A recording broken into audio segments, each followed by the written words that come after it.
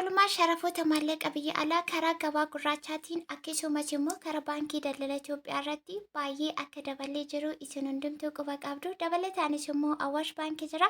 Harri Oktoobarii 27 2025 kan biyyoota 17 olii walitti qabuudhaan kallattii lamarratti innis immoo karaa gabaa gurraachaa yookaan hawaalaa akkasumallee baankii daldala Itoophiyaa irratti dabalataanis immoo warri barbaadan jirtu waan ta'eef Awwaash baankii irratti Ameerikaa doolaarii, Yuuroo, Joordaan dinaarii, Chaayinaa Yemen, Kuwet dinaar, Paawundi sterlingii, akkasuma Kanaadaa doolaar, Yemen riyaal, Turkii riilee, Norweey kiroonii, Suuziin firankii, Saawud Arabiyaa riyaal, Dubaay dirham, Katar riyaal, Bahariin dinaar, Beerut doolaar, Awustiraaliyaa doolaar, Indiyaan roobii, Oman riyaal, Ijiptaan paawundii fi kanneen kana fakkaatan walitti qabuudhaan kallattii lamaaniin isinii qabadhee dhufeetii jira. Akkasumas immoo ijoolleen ala jirtanii gaafa gara biyyaatti gallu maallaqa harka keenyatti qabannee yoo galle eessatti jijjiirrachuu dandeenya? Agamiin jijjiirama kan jedhu gaaffii tokkotu jira.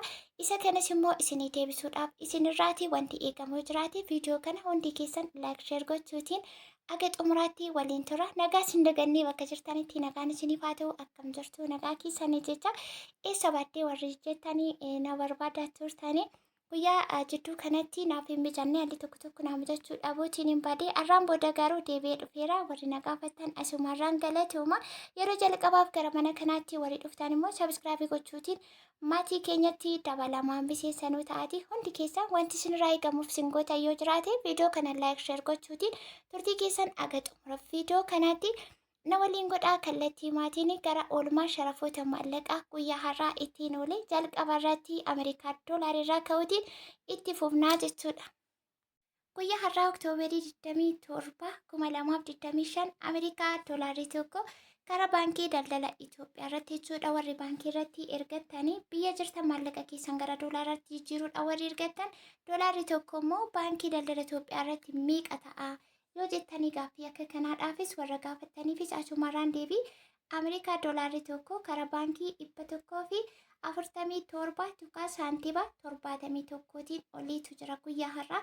Akkasumas immoo karaa gabaa gurraachaatiin Ameerikaa doolaarii tokko 170 tuqaa saantiba 36tiin oliitu jira. Inni itti aanu yuuroonii karaa baankii 171 tuqaa saantiba 72 karaa gabaa gurraachaas immoo yuuroon tokko 198 tuqaa 0 saantiba 5. Inni itti aanu Joordaan dinaarii dinaaradha yoo ta'e dinaarri tokko karaa baankiitiin 215 tuqaa saantiba 59 karaa gabaa gurraachaas immoo Joordaan dinaarri tokko guyyaa irraa 240 tuqaa saantiba 28tiin oliitu jira. Warri dinaara gara doolaaraatti jijjiirtanii ergachuutii barbaadan immoo isa baankii daldala Itoophiyaa irratti doolaarri tokko 147 tuqaa saantiba 71 karaa gabaa gurraachaas 170 tuqaa saantiba 36 isa kanarratti ergachuutiin meeqa akka ta'u argachuutii dandeessu. Inni itti aanu Chaayinaa Yemen karaa baankii 20 tuqaa saantiba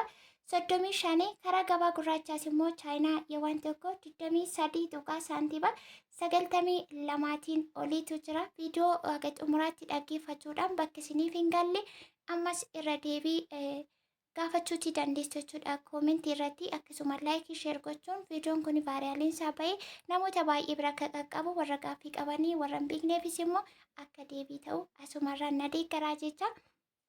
Inni itti aanu Kuwet dinaaridha. Kuwet dinaarri tokko guyyaa irraa karaa baankii daldala Itoophiyaa irratti 472 tuqaa saantiba 93tiin oliitu jira. Karaa baankii shakkii fi dogoggora tokko kan hin qabne jechuudha. Baankii irratti kan isin hubachuutii qabdanii karaa gabaa gurraachaa immoo sababoota dallaalonni tokko akka websaayitii irra jirutti hin ergineedhaa fi tokko dabalee tokko gadi buusee kan ergu wal nama jalaa rukutuu danda'a. Garuu karaa baankii dogoggoran qabu. Kanaafuu Kuwet dinaarri tokko baankii irratti 472 tuqaa saantiba 93 karaa gabaa gurraachaas Kuwet dinaarri tokko 555 tuqaa saantiba 64tiin olii jira.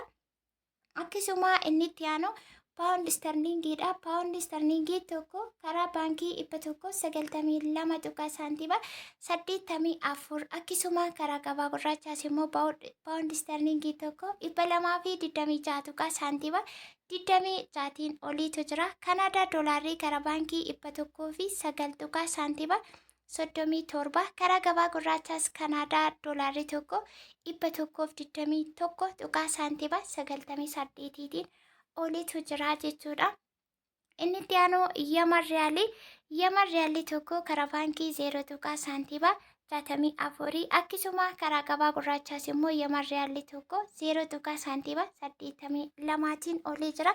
Turkii riilee 4 tuqaa 0 saantiba akkasuma Noorweey kiroonii karaa baankii 15 tuqaa saantiba 28 Suuziin firankii karaa baankii 181 tuqaa saantiba 81 akkasuma karaa gabaa gurraachaas immoo Suuziin firankiin tokko 214 tuqaa saantiba 11 Saudi Arabiyaa riyaalii tokko karaa baankii jechuudha. Baankii daldala Itoophiyaa irratti ta'uusaa hin dagatina. Saudi Arabiyaa riyaalii tokko guyyaa har'aa baankii daldala Itoophiyaa irratti 39 tuqaa saantiba 38tiin olii jira. Akkasumas immoo karaa gabaa gurraachaa Saudi Arabiyaa riyaalii tokko 45 tuqaa saantiba 42tiin olii jira. Bakka kanatti ijoolleen Saudi Arabiyaa jirtan ammas keessaan warri lakkoofsa bilbilaa gaafatanii fudhatanii ergachaa jirtan illee ni jirtu. Warri barbaadan yoo jiraatan bakka kanatti lakkoofsa bilbilaa isinitti himaa jechuudha. Pilaas 971 irratti karaa wasaappiitiin na dubbistanii lakkoofsa dallaalaa karaa gabaa gurraachaa Saawudii irraa erguu fi akkasumas immoo warri Dubaay jirtanis lakkoofsuma kanaan karaa wasaappii haa jettan anis immoo isinii kennee ergachuu dandeessu jechuudha. Egaa akkuma isiniin jedhe Saawudi Arabiyaa riyaalii tokko karaa baankii daldala Itoophiyaa irratti 39 tuqaa saantiba 38 karaa gabaa gurraachaa 45 tuqaa saantiba 42tiin oliitu jira. Biyyaans 45 yoo dhabdanii 43 haga 43tti ergachuu ni dandeessu jechuudha. Ijoolleen Saawudii jirtan yeroo baay'ee dalaalaan baay'ee si rakkisa waan ta'eef isa kana akkasitti hubadha.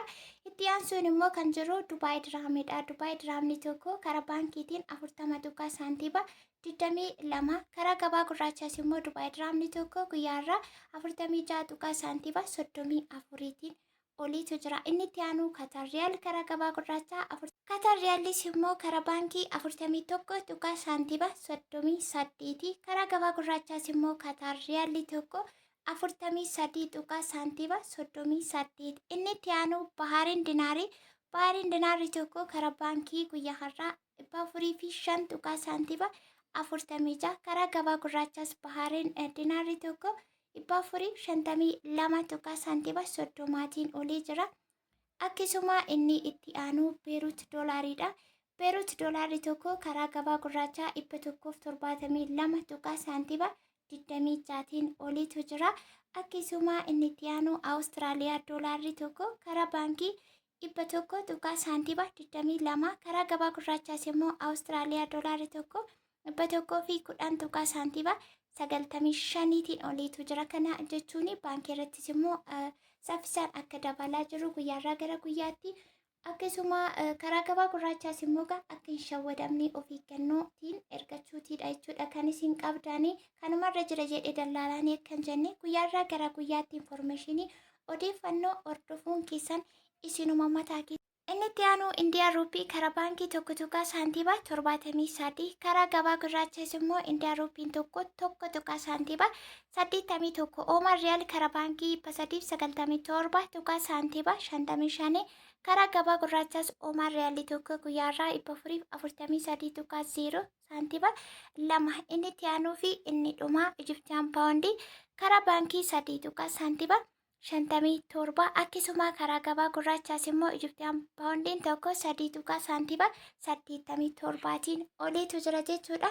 Sharafoonni maallaqa guyyaa har'aa ittiin olii karaa lamaatiin karaa gabaa gurraachaa akkasuma baankii daldala Itoophiyaa irratti kana fakkaataa jechuudha. Dhumarratti kanan isinitti immoo Awaash baankii akkasumas immoo ijoolleen alaa galtan maallaqa keessan harka keessanitti qabatanii galtanii bakka barbaadan deemtanii haala bareedaa ta'eetiin akka sharafachuu yookaan jijjiirrachuu dandeessan asumarraatii waan xiqqoo isinitti himachuudha. Viidiyoo isinitti dheeressuun barbaadu irra deebi'uutiin agam fudhannee galuu dandeenya, maallaqa baay'ee qabannee galuu dandeenya, kiiloo shantaa isa kana viidiyoo biraatiin isinii deebi'eetii dhufa waan ta'eef jechuu kana guyyaa 2 3 4 waan viidiyoo hin hojjetneedhaaf amma yeroo wal keessa fuudhee isinitti hime isiniif illee isinii galuu dhabuutii danda'a.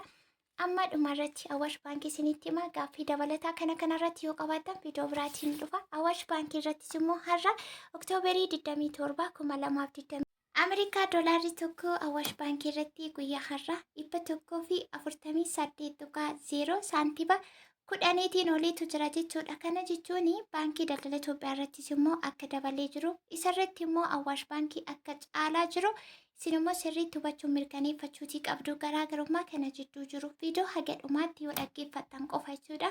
Inni itti aanu yuuroon tokko Awaash Baankii irratti guyyaa irraa 171 saantiba 56, paawundi sterlingii 196 saantiba 89, suuziin firankii 176 saantiba 78, saawud arabiyaa riyaal Awaash Baankii irratti 42.0 saantiba 49, akkasumas immoo Dubaay dirham 43 saantiba 33. Inni itti aanuuf inni dhumaa Kanaadaa doolaarri 106 saantiba 43tiin oliitu jira. Akkaataa sirraa jettutti akkasiin jettanitti dallaalaan hin jiru ምናምን warri jettanii irra deemaatii sirriitti hordofuu qabdu. Maallaqni kan keessanii waan ta'eef akka hin taanee fi karaa hin taaneetiin akka hin shawwadamne isiniin jaa.